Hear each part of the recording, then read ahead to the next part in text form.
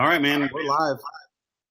Good stuff. Good stuff. Little technical difficulty again with headphone operation.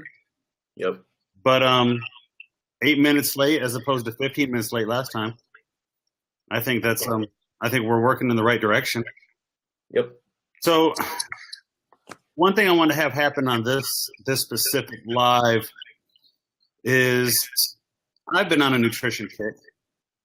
And, you know, in the past, and we've been working together of some sort for quite a while, that's never really been my strong suit. I know when I was at Athletes Arena, a lot of that was passed on Shane, because Shane had a lot of education, had a lot of the passion for nutrition. And, you know, I tell you, it's so hard in the industry to wade through the bull crap, right? I mean, there's so much stuff you're hit up with on a regular basis on nutrition that if you're just a general population person, I mean, how do you wade through and figure out what's bullcrap and what's not, man? Because it just seems there's so much misinformation, and I think a lot of it has to do with people's expectations of nutrition. Yeah, I got a comment already that it's a nice shirt. It says "Hella Swole." And yes, I am hella swole. But there's so much crap information out there, right? There's this pill, there's that pill, there's stuff to do in 3 weeks. There's, you know, it's just giving people unrealistic expectations. So we're kind of going to address 5 or 6 questions we get all the time, and you get all the time. What I see no more regular population people need help with. Who can you name like 2 or 3 people that you read on the regular that you could recommend to other people to read if they're really looking for good information? I know I read a lot of nutrition. Lyle McDonald is a guy I read with a lot. Mike Israetel, I read a lot. You know, I get a lot of information from guys like Berardi, Aragon, things like that. Yeah. Is that kind of within your readers too? Who you got out there that you can recommend people read? Yeah, I was going to say if you want to go a bit more on the simple side and things that have more practical application, go with the guys at Precision Nutrition. Sure. If you want, and that's a little bit geared towards performance, but also health. If you want just health, looking into the Weston A. Price Foundation, I believe is the name. They have some really, really good stuff on just the connections between nutrition and health in general and well-being. Mm-hmm. If you want a little bit more of the scientific side, that's where Israetel, Alan Argon, those guys come into play. And then I think if you really want to go deeper than that, that's where guys like Lyle McDonald kind of really shine forth. So it depends on where the person is at individually, but I think there's a whole wide spectrum there, and those would be 4 good places they could start. I mean, I honestly get on Lyle's page. It's what is it? Body Recomposition, bodyrecomposition.com, and it's a lot of great information, and it's highly entertaining. Yeah, it is highly entertaining. I mean, some of the people on there are hilarious. He's hilarious. I think the people just have a good time with him. But you know, McDonald, Aragon, Berardi. I mean, that's a good place to start, wouldn't you say? Yeah, most definitely. Let's tackle a little bit of the first question. When I really started getting my nutrition and really my interest, I started looking at, you know, a lot of stuff around macro content for fat loss, muscle gains. First of all, can you explain to people what are macronutrients, right? Because they're throwing that word around all the time, right? What are your macros? What are your macros? What are your macros? Explain to people what macronutrients are, and then why they kind of got a little bit popular, and what would be some macronutrients breakdowns for someone trying to lose weight, gain weight? Again, loaded question. So kind of dive into that a little bit. Sure. So macros on a large scale are really the chemical components that make up your food. So that would be protein, fat, and carbohydrates. And you can also throw alcohol in there as a 4th one. And within each of those categories, per gram, they each are assigned a certain caloric value. So fat per gram is about 9 calories versus carbohydrates and protein per gram are about 4 calories. So if you look at a food label, you'll see the actual gram amount for each of those macronutrients. Sure. If you multiply that out, the grams times the number of calories, you'll get the total number of calories in the food. And that's kind of a simple breakdown on that. Now, macros got really popular with the IIFYM crowd. And if you don't know what that is, that's the If It Fits Your Macros crowd. And that is the idea that it's just about macronutrients. It's just about hitting those numbers, protein, fat, and carbs at the end of the day.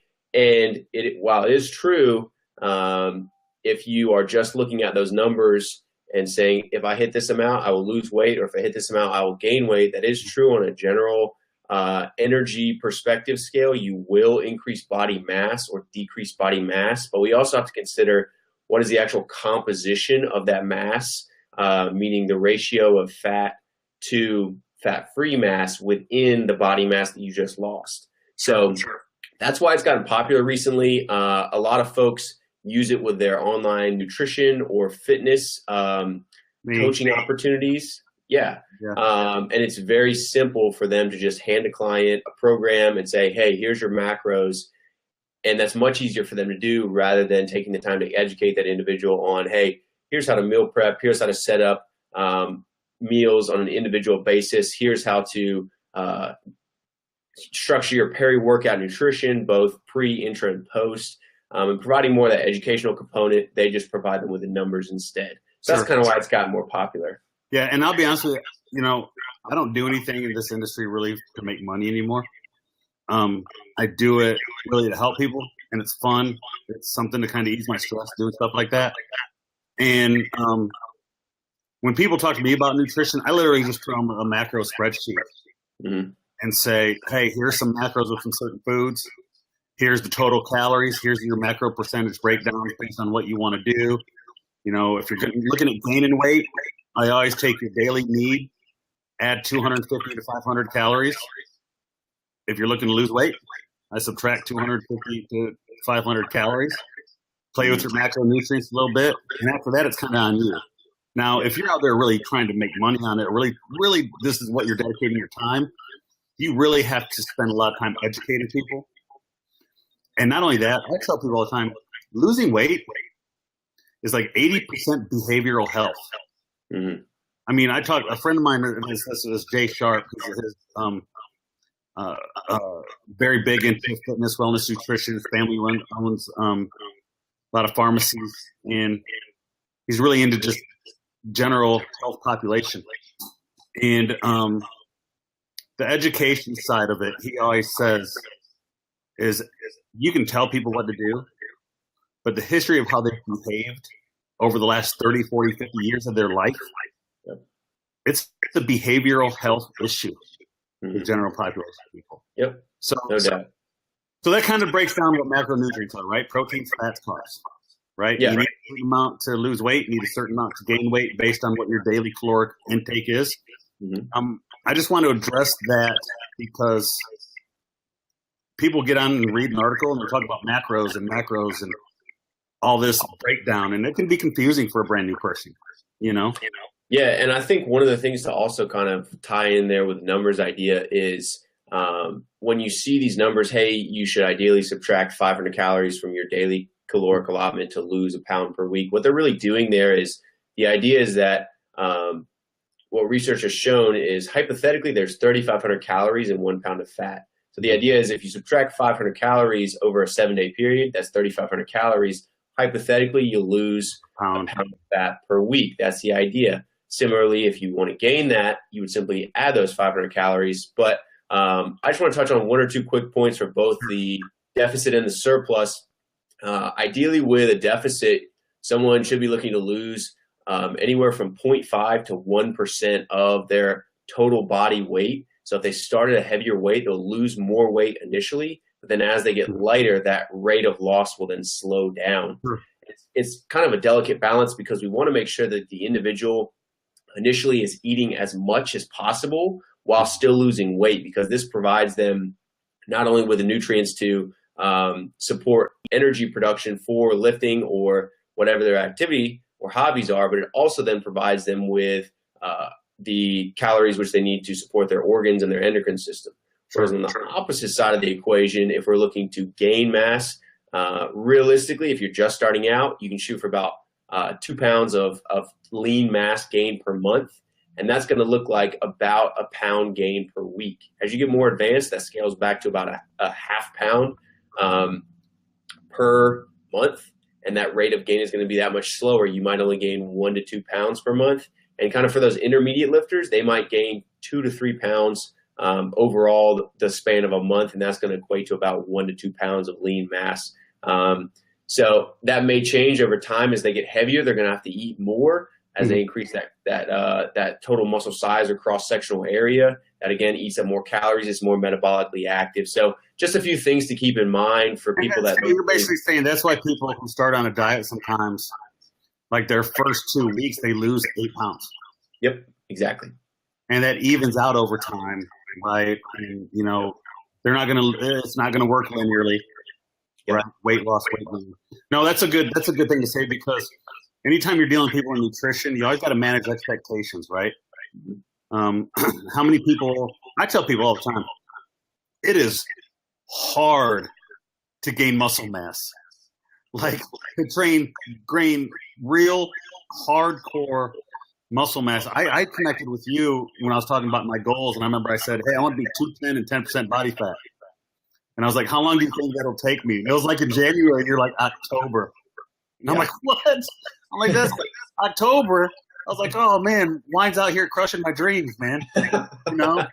And but, I mean, you're right, dude. It's been that slow because I've calculated everything for the last 180 days. Yeah. And it is, I mean, you got to work hard in the gym. When you're in there, it's got to be hard work. And your nutrition's got to be on point. We've recently addressed sleep and all that kind of stuff. So, no, that's definitely a good thing to tell people. They're going to see those gains right away, but they're going to eat them out, right? Not get frustrated. A lot of people plateau. A lot of people make the mistake, in my opinion, when they do nutrition and their diet and they plateau, they just start rapidly cutting back calories, right? I mean, I've talked to people that are big, heavy people trying to lose weight, and they're like, I've cut everything back to 1,200 calories a day. I'm like, whoa, that's not good. Your breakfast was an orange and an egg. Yeah. Like, you're not feeding your body, you know? Yep. Next topic we want to touch on, and it's really big in the industry right now, nutrient timing, meal timing, right? I'll tell you what I do. And again, I'm not an expert. That's why I surround myself with guys like you and Shane and people that I feel really have dove into these kind of things. I have days that I do right around 500 carbs a day. Okay. And on those days, I do 100 grams of carbs pre-workout and 150 after. So, and to be honest with you, my third largest carb meal is like an hour and a half before bed. And people sometimes be like, you're crazy. You're going to, you know, the old, you eat carbs at night, you're going to get fat because you're not eating at night. Like, that's bull crap, right? We can just throw that out the window, right? That's, to me, cortisol level goes down. I sleep well. We all know that's right. That's what I do. I don't know if that's right. I don't know if that's wrong. I've done a lot of research. I've looked at a lot of stuff. I'm definitely not one of those people that say, hey, that's what works for me, because those people drive me crazy, right? Because people say, oh, that's what works. I lose weight because when I do cardio, that's what works for me. No. Hate to hurt anybody's feelings, but that doesn't work for you. But talk to me a little bit about nutrient timing. Yeah. Knowing what I do. What are the science for, against? What are your thoughts on it? Because to me, I love to eat, and I feel like in my brain, maybe I'm justifying eating more than I should. But talk to me a little bit about nutrient timing. No, I mean, it's definitely an important factor to consider, but I think at the end of the day, we have to remember that there is kind of a nutritional hierarchy in terms of what's more important. And obviously, total calories, at the end of the day, it's a math equation, calories in versus calories out. But meal timing can probably make as much as a 10% difference in terms of overall body composition and strength or muscle mass goals. And you have to ask the question with meal timing, what are you going to be doing after that meal? That's really what you need to consider. If you're going to be relatively inactive, that's going to change the actual macronutrient composition of that meal. If you're about to go lift, or if you're about to go practice, like you're an athlete or something like that, and you have sports-specific goals, then you're probably going to see a much higher carbohydrate composition within the meal. Because we have to remember that any meal that we ingest, the effects of that meal and the quote-unquote meal timing benefits only last throughout the digestion and then absorption and assimilation of those nutrients. And roughly for most mixed macronutrient meals, something that has protein, fiber, fat, and a carb source, that's probably going to take anywhere from 3 to 5 hours to be fully digested and through your system into your large and small intestine. So from that point of view, we have to think about the entire day on a scale of both, we can call it anabolism and catabolism, muscle building and muscle loss. And basically what happens is when you ingest protein, you incur muscle protein synthesis. So you basically work on building new muscle. But as that digestion tapers off, then you will see that you actually come over into muscle protein breakdown, which is a normal cycle throughout the day. But ideally, if we have those amino acids in our digestive tract and we can pull them from our digestive tract, then we don't have to necessarily break them down from skeletal muscle and pull them from skeletal muscle. So that's kind of one of the reasons why intermittent fasting may not be the most ideal. From a total body mass perspective, if you're taking the same amount of calories in like 3 or 2 meals during the day, will you maintain body mass or potentially add more body mass if you're trying to gain weight? Yes, you will. But if you spread out those meals from a hypothetical perspective, at least from a mechanistic view, what we'll find is that you'll get more spikes of muscle protein synthesis throughout the day, and then hopefully keep that blood amino acid levels stable, especially during and around training. Whereas with intermittent fasting, that can tend to drop off, and through the session, you could be pulling it from your actual muscle fibers. So that's one main thing you want to consider with the actual timing of the meals, but also the frequency of the meals. And then I know that with this question, someone also asked, what's the best post-workout meal? So I kind of want to lump that all together in the same question. And as you mentioned, you do what? Granola. Yeah. Boatloads, like ridiculous amounts of like forever to finish granola and whey protein. Yep. I do the same. I go through probably about a full box post-workout, 1,600 calories. But you're definitely dead on with trying to put carbs around the session. Okay. And no fat, right? Because that's going to slow down digestion, right? Sure. I've saw a lot of people do their fat after workout later in the day if they're going to eat peanut butter or things like that. Sure. Because it's going to slow down digestion, bioavailability of other foods won't be there. Correct. So let's break it down pre, intra, and post. Pre-workout, as you said, ideally you want to limit fat and you want to limit fiber. Now, not totally eliminate them. You still want a little bit, as they will actually help to reduce the potential for hypoglycemia during the lift. So if you have, let's say, a whey shake and you add powdered carbs to that pre-workout, what you may find is that 20 to 30 minutes into the lift, you feel your blood sugar kind of bottom out. In there. So if you have a little bit of fat, anywhere, say 8 to 10 to 12 grams, and a little bit of fiber, that can help to keep that blood sugar level stable. So that's kind of pre-workout. You want mainly carbs, mainly protein. Intra-workout, though, here's a major consideration. If possible, let's say you haven't eaten a pre-workout meal. If you can take in a whey protein, like something that's liquid, and also a carb source, that's going to do one of 3 things for you. The first being that if you're taking in the carbs during or around training, there's something called GLUT4. And what GLUT4 does is when you consume a carbohydrate, your insulin goes up, and you're trying to pull that glucose out of your bloodstream. And insulin can't always do that effectively. So GLUT4, what it does is when you are active, it becomes active, and it will assist in pulling those carbs out of the bloodstream and shuttling them directly into the muscle. So you will give yourself the best chance of shuttling the carbs directly into the muscle and being stored as muscle glycogen rather than being stored as adipocytes. So that's your first benefit. Second benefit is hormonally speaking, you have something called a TC ratio, testosterone to cortisol. As you train longer, like the duration of the session, that actually becomes skewed where testosterone will decrease slightly and cortisol will go up over the course of multiple sessions. If you're continuing to train at a high intensity or a very high volume, that will stage skewed. But what carbs can do is they can help reduce the actual onset of that switch in the ratio. So they can decrease the cortisol over secretion in certain cases and actually allow you to train longer because they will provide you with more glucose during the session. So they keep blood glucose levels very stable again. And then the third benefit is from an immune system perspective, you actually have an exercise-mediated immune response after each training session, meaning that your immune system actually dampens its ability to fight off pathogens and bacteria. And if you look at research, typically those individuals who are strength training on a regular basis will be more susceptible to upper respiratory tract infections. And so if you can consume those carbohydrates, it actually helps to offset that immune depression. So kind of a trifold benefit there if you can consume those intra-workout. But one caveat is if you've had a meal just prior, as we talked about, 3 to 5 hours for complete digestion. So if you've had a meal just prior to the session, there's no need really for an intra-workout beverage if you're going to consume another meal post-workout. So really you can bookend it with a pre and post meal, or some people find that if they have those nutrients available within the session and they don't have the pre-meal, they just do the carbs and the protein in a liquid source, that they feel even better.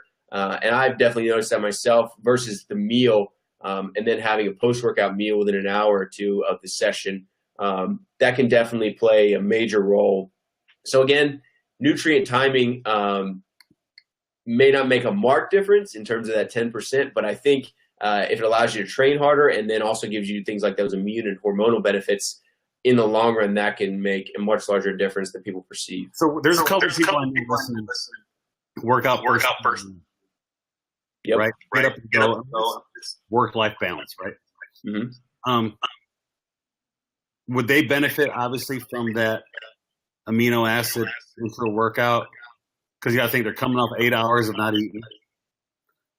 That intra-workout amino acid carbohydrate drink as they're walking to the gym during, that's going to help with performance, muscle wasting, things like that. Yeah, most definitely. The thing you have to consider is some people will digest it much more slowly than others. And so if they're the type to have an upset stomach or a very uneasy stomach immediately after eating, they may have to experiment with the timing more so before than intra. And if they find that they can't consume a whole lot of carbs intra-workout, one of the things that I've done with a lot of my clients is I recommend coconut water for 2 reasons. The first being that it has sugars naturally in it, roughly, I want to say 11 or 12 grams per 8 ounces. So it's not very much, but they're naturally occurring, so they tend to digest a bit easier than something like a waxy maize or maltodextrin that you add. But it also has very, very high potassium levels. So if you add that plus some sea salt, you actually have a natural Gatorade, quote unquote, so to speak, in that you have electrolytes and carbohydrates, and the electrolyte levels are much, much higher than you would get in Gatorade. So if you can do something like that, and then you can add a protein source to it, that is really the best of all 3 worlds in terms of carbs, protein, and electrolytes. So for those individuals, they definitely need something in their stomach, whether it be pre or intra, and then also something post, hopefully within an hour or 2 after they lift. But they may have to tweak it a little bit depending upon how well they digest it. Sure. All right. Next thing, and me and you've talked about this. Casein before bed. Right? Yep. Big thing. And you know where I ran into this the most? A lot of people I know that are CrossFitters. Actually, one of the guys listening on, I think 2000, and Billy, let me know if you're wrong, 2015 finished 3rd in the world in Masters. Okay? Mm-hmm. Wow. I tell people all the time, I don't know anybody that's finished 3rd in the world in anything except my buddy Billy Goodson. I mean, you can say what you want about CrossFit, I mean, or body, whatever thing. 3rd in the world in anything, I don't care if it's playing chess, you're a bad dude, right? Yeah. And a lot of the CrossFit community talks a lot about the casein before bed. Now, I'll tell you this: I've never met a group of individuals who train more. Right, 3 hours. I mean, their volume's intense, so they could benefit from this intra workout probably, regardless of how much calories. They're probably doing 600 carbs a day, and still they need something intra workout if you're going to do a Murph, right, or something like that. That's crazy. And they were really, really big, and a lot of them were talking to me about casein before bed. Now, what I do, and you told me this, I do a cup and a half of cottage cheese. Yep. 2 days ago, I ate a bite of bad cottage cheese. It was old. It was one of the most. I almost threw up on my floor. It was horrible. I had tears coming down. I didn't check the date. I literally put a bad cottage. It didn't mess me up because I ate more today, so I thought it was going to mess me up. But I literally bit into rotten cottage cheese. It was one of the worst experiences of my life. But talk to people a little bit about casein and where you stand on casein at night. Where you stand? Yeah. Personally, I think there is a good bit of research out there if you dig around showing some benefit. In the one study that I was looking into, they took in 40 grams of casein, which is quite a bit, before they went to sleep. And they had one group with the casein supplement, one group with a placebo. And they found that in the group that exercised and took the casein supplement, that they had a 20% increase in the amount of amino acids that they pulled from the GI tract to utilize in muscle protein synthesis. So that kind of makes sense given that you're going to be rebuilding more muscle overnight. Obviously, you're going to need more amino acids and pull them from your GI tract.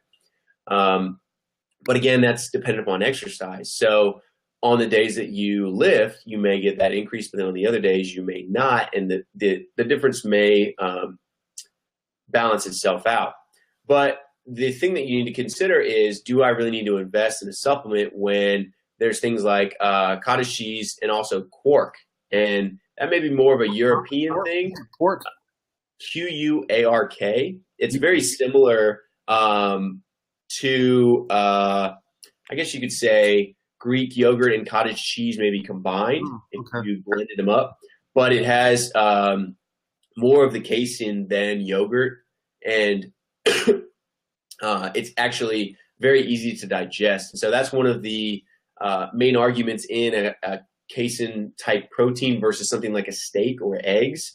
Yes, there is a fat and protein source, so it's going to slow down digestion. And if you had also a fiber source like vegetables with that would slow it down too. But if you're about to go to sleep, that's probably not the easiest thing to fall asleep on after you've just eaten it. Whereas cottage cheese or casein tends to be very easy to digest, and it also has a very high satiety factor. So even if someone just drinks a casein shake, even though it's liquid, what you'll see is that within research, they also will report a higher satiety index, meaning that further away from the meal, they still feel full.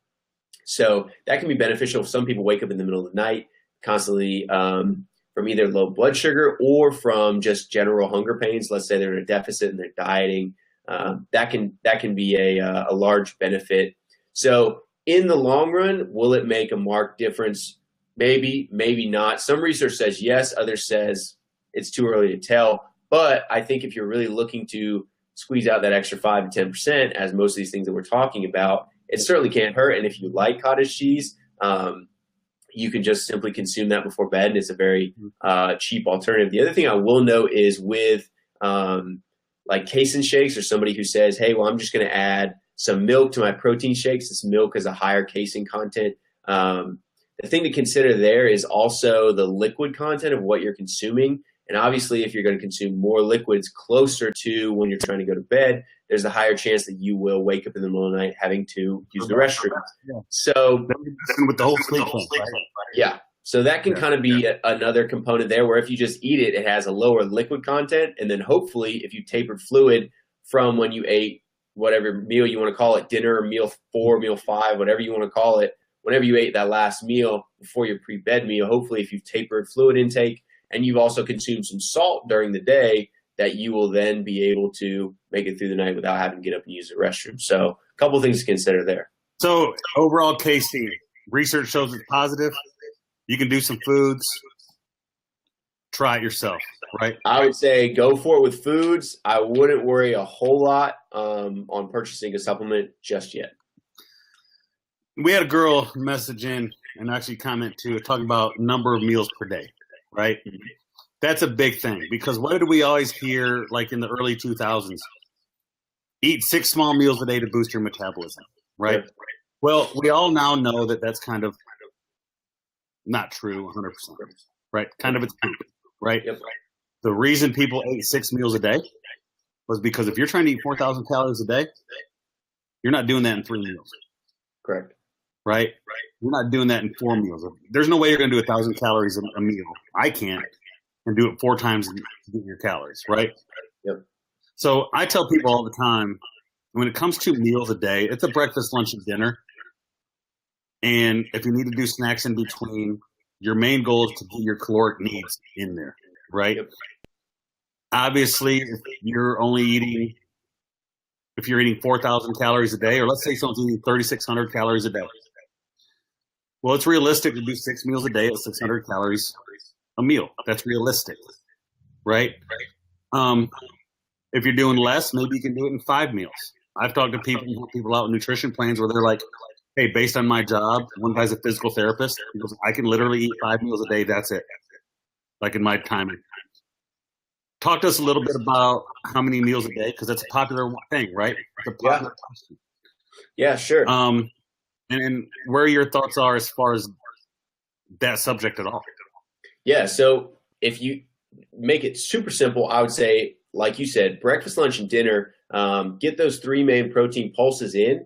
And then depending upon where your workout is, you can also throw in an additional protein pulse. So let's say you eat breakfast, you lift right after you eat breakfast, probably within an hour to 90 minutes after that lift, have some sort of protein source. And then if you, let's say that's 10 a.m., you can push off your lunch till about 1:30, even 2, depending upon when you get hungry, and then have that final dinner if you want. If you want to add something after dinner, pre-bed, that's easy. So you can add in kind of 2 snacks there. But the 2 things that you need to consider with meal frequency, the first being,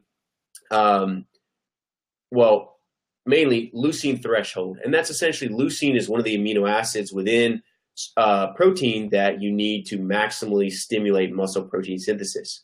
And we need to make sure that we're hitting a certain amount per meal, meaning we're having a certain amount of protein within that meal to give us enough leucine to maximize MPS. And that's the first consideration. So if you're eating these very, very small meals with lower calorie intakes, let's say you're trying to eat 7 meals or 8 meals with 15 to 20 grams of protein per meal, and it's either a vegetarian protein source or something like soy, something like that, which doesn't have a high leucine content, you're probably not going to maximize MPS. So if you bump that back to 4 or even 3 meals, you're going to get a much higher protein amount per meal and much higher leucine amount. Second thing you need to consider is muscle protein synthesis, as we talked about earlier, has this kind of wave pattern throughout the day where you go into anabolism, where you're building muscle, and then catabolism, but it has a refractory period similar to a neuron where once you stimulate that impulse, it won't contract again when you try to stimulate it again. So if you take in a meal and immediately an hour later you try to take in more protein, muscle protein synthesis will probably already be maximized from the previous meal, and any additional protein you take in before that meal has been digested, remember that 3 to 5 hour window, any additional protein you take in there probably won't do a whole lot. Now, there is some research showing that every 4 hours, if you're consuming, I believe it's 10 to 12 grams of protein, a high quality source of protein, that tends to keep anabolism up better than spacing those feedings out even further, 6 or 7 hours. So those are really your 2 things you want to consider. Am I consuming a quality protein source that gives me enough protein per serving or per meal? So anywhere from 25 to 30 grams is good for those smaller individuals. Could be even larger for bigger individuals, 35 to 40. And then how many meals am I eating? Am I eating more frequently than every 3 to 4 hours? If so, you're probably eating too many meals because you need to space those out to allow muscle protein synthesis to come back down to baseline so then you can re-stimulate it. Yeah. And you know what I noticed too? I try to do 50% of my calories by 3 o'clock. Okay. And then I can get the rest because I have markers throughout the day. Mhm. As I spread those meals out a bit, I noticed a big difference in energy. Okay. When I was packing my meals close together and eating too many meals per day, my energy level was a little messed up. Hmm. I think it was I was always in a constant state of digestion, Sure. and my energy level wasn't there, and it really affected workouts, right? Because Definitely. I've tried to. You had this conversation. I've tried to cut caffeine probably in half, and I've tried to help that with energy from spreading my workouts a little bit better, longer, having better sleep, um, not hammering 150 carbs for breakfast. How many people hammer those carbs in the morning at like 7 o'clock in the morning, and like 9 or 10, they're like, "Whew, kind Yep. of tired," right? Yep. So I don't hammer them earlier in the day until I get going. Then I'll hammer carbs that way. So I mean, I think we did good on that. Next thing, last thing, let's touch on this. Okay, let's touch on, and this is probably more for the advanced workout person, because we're going to discuss cheat meals versus refeeding, right? Yep. So when you're dealing with refeeding, you're dealing with, leptin, ghrelin, those hormone responses, right? Cheat meal, I think, is really more for the new person in working out, new person in nutrition plan, where again, it's more of a behavioral health issue, right? Can I look forward to that Saturday at noon cheeseburger? Will it get me through the week, right? Yeah. I think there's a lot of people here that are going to see this. They're in that boat, but there's a lot of people that are going to read this or see this video that are in that. I don't really give a crap about a cheat meal. Mm-hmm.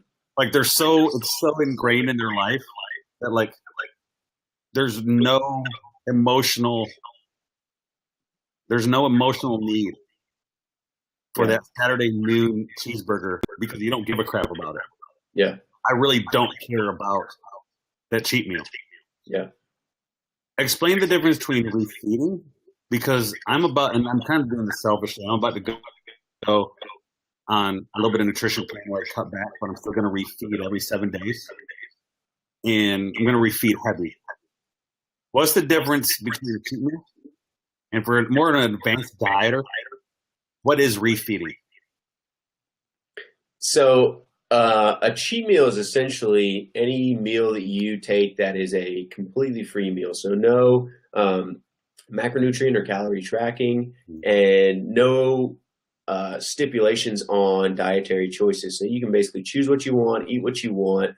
And typically those are scheduled for more social settings. So if an individual is trying to maintain more of a healthy lifestyle, or is in competition prep, or is dieting just for general lifestyle and health reasons, then that may restrict some of their social outings if they like to kind of. Some people don't care.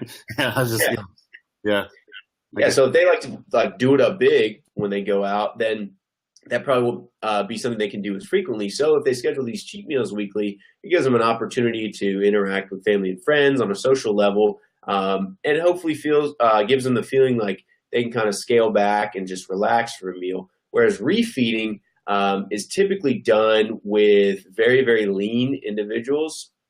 Those for males probably sub 10%, for females probably sub 15%. And typically that is also calculated, unlike cheat meals, and it's very, very high carb, whereas cheat meals you can eat whatever you want, whether it be higher fat or higher carb. But the idea with refeeds and cheat meals is you're trying to offset some of those long-term dietary adaptations to both the endocrine system, the HPA axis, and at a cellular level, like you mentioned, with leptin and ghrelin, and hopefully offset some of those and give your body a chance to bounce back from that caloric deficit that you've been maintaining. And many times it will actually re-stimulate fat loss if someone is at a plateau. But the thing to remember is that in those individuals who maybe are just starting dieting or who are more heavily overweight, they most likely will not need a refeed because they are very insulin insensitive. And their better option would be to go with a cheat meal once a week from the social aspect, but then also they have to keep in mind when they do, it's not an all-out kind of go crazy sort of thing. So not a whole large pizza, just eat a normal meal. It's a meal. It's not a purge. Yeah. So those are kind of some of the main differences there. The cheat meal kind of gives you more dietary freedom. So if you're just starting out, it seems easier, whereas the refeed is more calculated. And it's typically, like I said, for the leaner individuals. So they've been doing this longer. But sometimes people will get a quote-unquote carb coma after that because they're not used to that many carbs in one sitting. So sometimes it can have drawbacks. But for the most part, when people institute either of those and they've been dieting for a long time, they normally wake up the next day, and for the next few days, they have really, really good training sessions because now they have fully restored muscle glycogen and given themselves a chance to be in an energy surplus versus an energy deficit that they typically maintain. Cool. Yeah, I've been looking at the refeed side as I go into the next nutrition plan. I'll be honest, I probably haven't had a cheat meal. Like an all-out, I don't give a crap what I eat, in probably like 6 weeks, right? And it's funny, some people look at you as crazy, right? It's interesting what this culture says is crazy versus I just enjoy doing it. It's not bad for you. Yeah, it's a different lifestyle. I think people who eat out 3 days a week and eat Wendy's and Burger King, I think that's crazy, right? It's amazing what people say is socially acceptable, right? Sure. If you go to a friend's house and everybody's eating and drinking beer and you bring your own food, you're the jerk. Sometimes.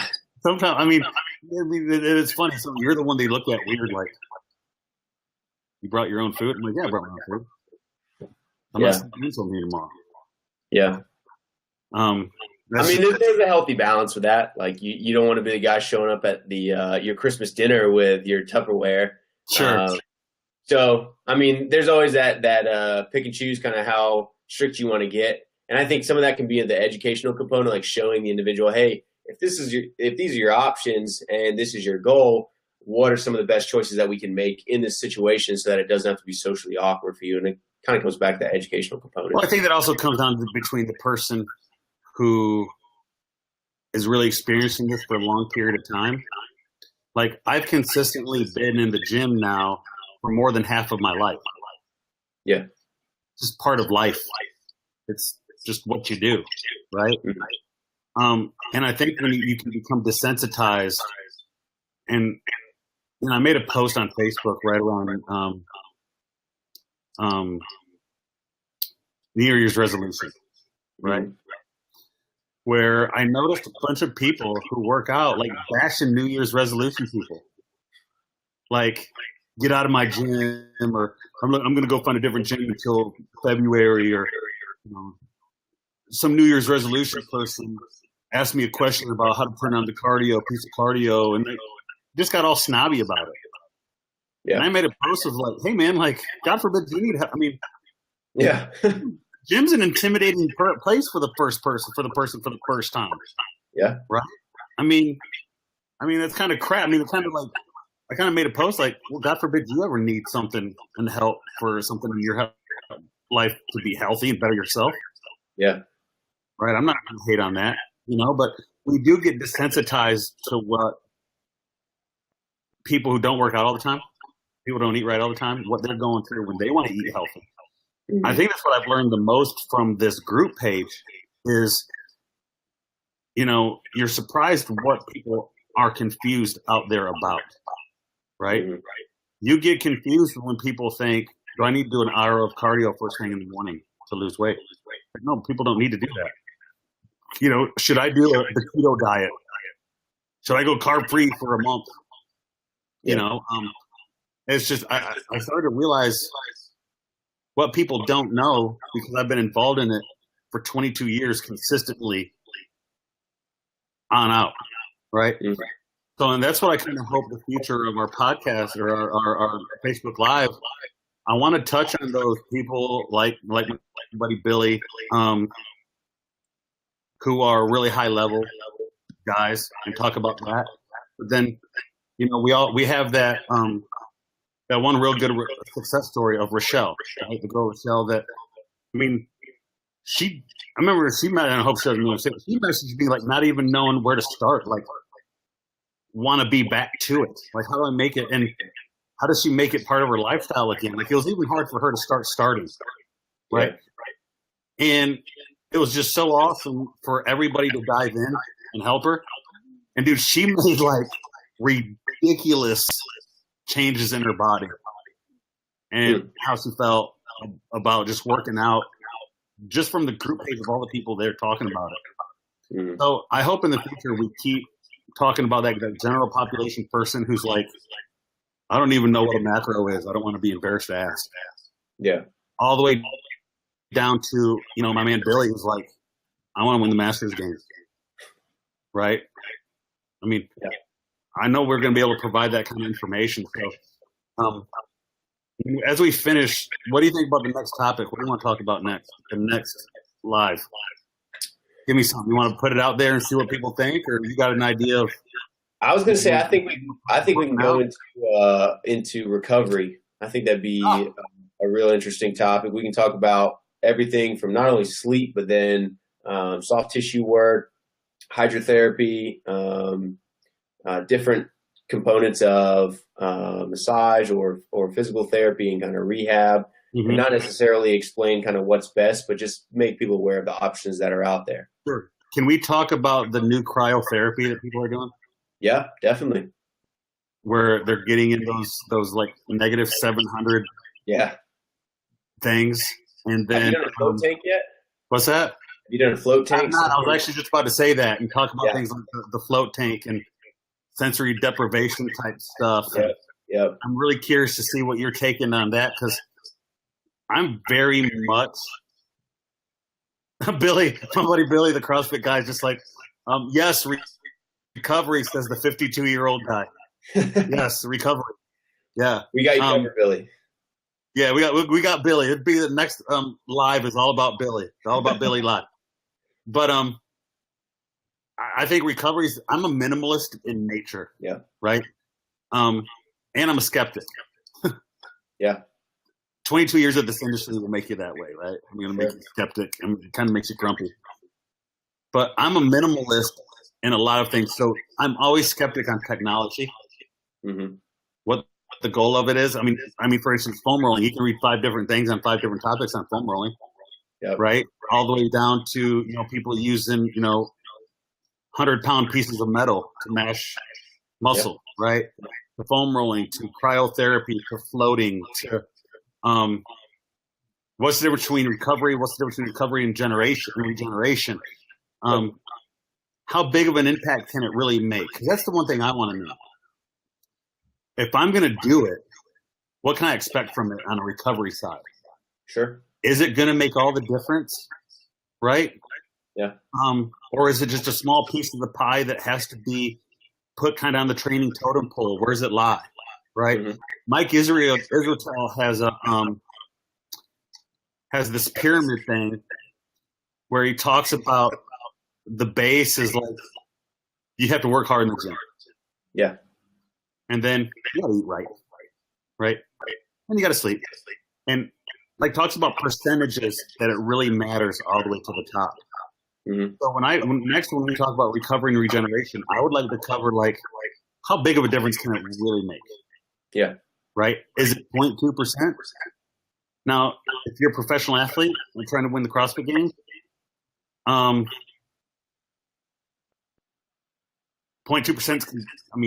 2% can do a lot. Yep. Right? But what can they expect from it? Hyperbaric chamber was another one that was really big on recovery. And I think we can kind of use that. Do you want to get into the supplement side of that? No, not yet. Let's do that for another one. Okay. We'll just get into the natural things you can do for supplement recovery. Or not supplement, for just general recovery in the next one. Yep. We'll post about it, see what people say. And I think that'll be awesome. Sweet. Awesome subject. So, all right, man, we're good. Hope everybody watched it. That's a long one. I think we covered good information that everybody can jump in somewhere within that live and get something good. Yeah. And we'll do the next one on recovery. You good? Yeah. Sounds All right, good to man, me. I appreciate it, Mike. Good stuff, bro. See you. Later on.